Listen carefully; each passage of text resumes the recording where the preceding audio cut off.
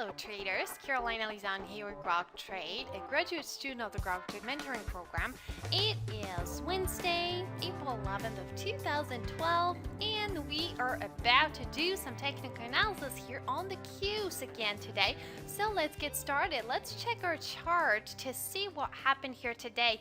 Beautiful pullback we are having here with that little AM confirmation that we talked about yesterday, and then we are still heading south with another lower high, but our first higher low. So pay close attention to this guy because we are having an inside day on the markets today here.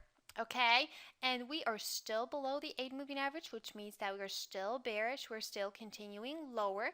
And we are also below that 67.20 mark that we talked about yesterday.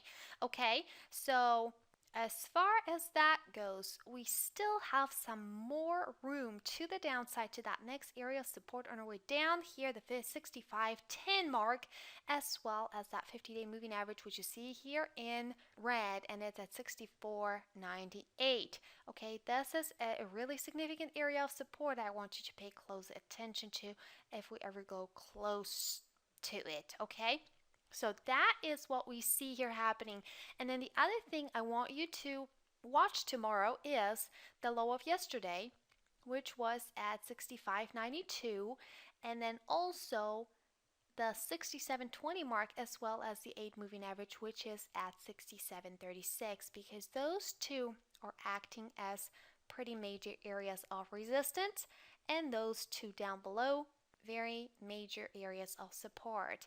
All right, so that is what you should have already on your chart. If you don't, just draw your trend lines and put your trend lines in place over those numbers, because they're really key numbers for you to know and remember. All right, and that will be much easier for you to track.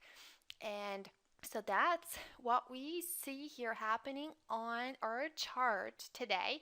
And then let's move down here to the MACD.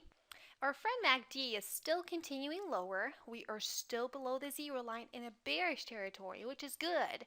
Okay, we're still continuing south here on the Qs chart, and then we're still seeing a down move on the MACD, which is a good confirmation. And then the volume is still pretty high. All right, we are still trading on a pretty nice volume above the average, so that is a good sign. And we need to see those spikes here continuing throughout the week. Okay, that's what I really like to see. But anyways, you know what to do tomorrow. Have your trend lines on your chart so that you can better see them, and then also pay close attention to the low of yesterday, again 65.92. If we ever go lower, if we ever break through that one and then close below it, we could head all the way down to those two major areas of support. All right, yeah, so that's all that I have for you for today. Safe trading to all of you, and I will talk to you again tomorrow.